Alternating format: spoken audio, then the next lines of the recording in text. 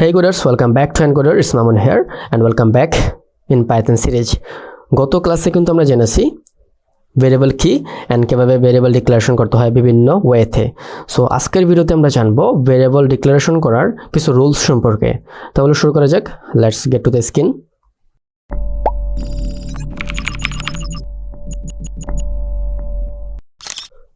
So চলে আসলাম আমাদের স্ক্রিনে এন্ড আমি একটা ফাইল ক্রিয়েট করে নিয়েছি 05 নেমিং rules.py। ওকে, সো আমরা কিন্তু ভেরিয়েবল ডিক্লারেশন জানি এন্ড আমাদের শুরুতে কিছু রুলস সম্পর্কে জেনে নিতে হবে যে আমরা যেহেতু ভেরিয়েবলের নামটা লিখতে হবে দেন সেটা কিন্তু আমাদের মিনিংফুল হতে হবে। কারণ যখন আমরা কোড করব কিন্তু আমাদের কোড শুধু আমাদের বুঝলে হবে না, অন্যান্য ডেভেলপারের কাছে যখন আমাদের কোডটা ফরওয়ার্ড করব তারাও যেন তার মিনিংগুলো বুঝে। যেমন এই ভেরিয়েবলের মধ্যে আমি লিখতে চাচ্ছি কোনো একজনের নাম লিখবো, তাই না? তো সেক্ষেত্রে আমি কি দিয়ে দিছি, এখানে নেম দিয়ে দিছি। এখন আমি যদি এখানে লিখতাম x = জ্যাক, দেন x এর ভ্যালু কিন্তু 10 হতে পারে, জ্যাক হতে পারে, কোনো 3.14 হতে পারে বা এটসেট্রা কোনো কিছু হতে পারে, তাই না? তো সেটা কিন্তু একটা মিনিংফুল না। সো অবশ্যই আমাদের চেক রাখতে হবে, আমাদের মিনিংফুল নেম দিতে হবে।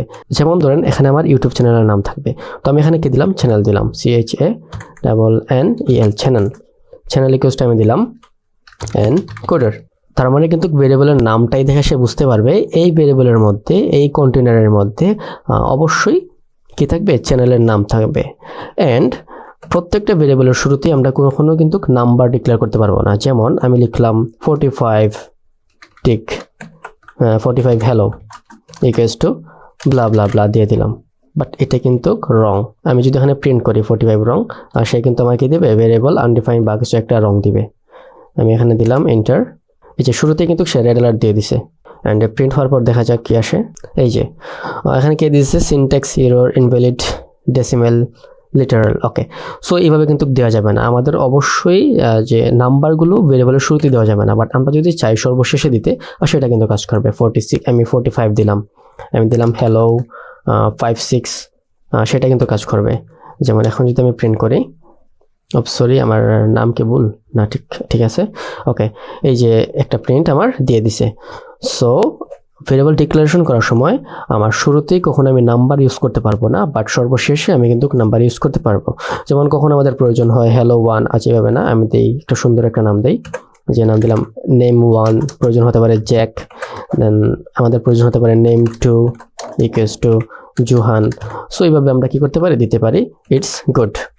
দেন আমরা আরেকটা বিষয় জানবো, ড্যাশ দিয়ে আমরা কখনো নাম ডিক্লেয়ার করবো না। যেমন আমি এখানে দিলাম ফার্স্ট নেম, এই যে মাঝখানে আমি একটা কে দিছি, ড্যাশ দিছি, then first name equals to Jack.